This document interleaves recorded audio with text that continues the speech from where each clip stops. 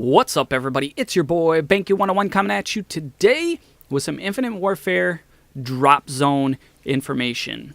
Today we're going to be talking about what drop zone is, some helpful hints, tips, and tricks to hopefully help you improve your drop zone gameplay and enjoy it a little bit better. So let's jump into what is drop zone.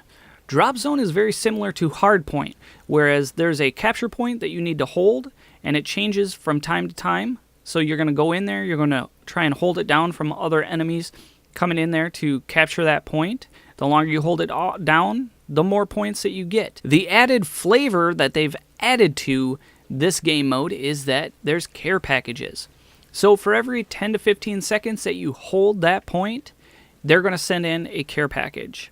I have noticed that those care packages usually start out with the lower tier. You're going to get like a UAV or a counter UAV to start off with. The longer that you hold those points, the better the care packages are going to be. So the game modes are going to start off pretty slow for the first couple captures, but as things progress, it's going to get a little crazy because people are going to start getting those high score streaks to be able to get those care packages that are just crazy, right? So if you're holding the point when the care packages come in, you're going to be able to pick those care packages up as if you called in the care package like you would in any other game. If you're the one grabbing it, it's fast. If you're not the one grabbing it, it takes a while. So if you're not the one holding that point or in that point when that care package comes in and you go and try and snag that, it's going to take just as long as if you were trying to steal someone's care package. But if you're in that point when that care package comes in, you're going to be able to grab that, and it's going to be very quick. Another tip that I have noticed is that when you collect a care package, it's going to show down in the bottom right corner what that care package is. But if you want to grab a second one, it's not going to overwrite it. But whatever your second care package is, it's going to show. You're not going to be able to shuffle through if you have 3 care packages. I haven't stolen 3, but I've had 2.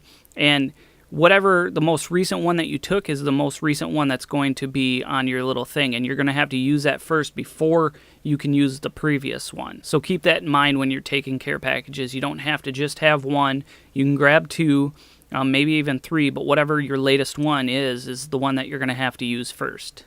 You're also going to want to keep track of how much time is left on that certain point if your team is holding that and you're getting all these care packages, because a lot of those care packages that you can use you can use to the benefit of your team to capture the next point and get even more care packages. Because if, for instance, you pick up a Thor and the next point ends up being in an open area, you don't want to use that to currently capture the one that you're already holding down, because you're doing a pretty good job of holding that one down. You're going to want to use it to destroy the enemy from capturing the next one, which it's kind of like a domino effect, because you're going to be able to start getting those care packages as well, and it's almost at some point completely destroying them if you can domino it from capturing one point to the next. My last tip for you is, depending on the way that you play, I usually don't play with any lethal or tacticals. I'm usually running everything on my primary weapon and then a couple of perks. But make sure in this game mode that you're running some sort of lethal, because you're going to get into those points where you've got a whole team that's kind of capturing a point, and you kind of have to kind of overthrow that. And the best way to do that, because they're all combined in one little area, is to have some sort of lethal that you can throw in there. You're usually going to get multiple kills, especially if you have the little crawler lethal that's going to track them down. You can kind of come into an area, check out where their supply drops are, and chuck it into that direction, because there's probably somebody that's not paying attention to the gameplay and just trying to grab those care packages.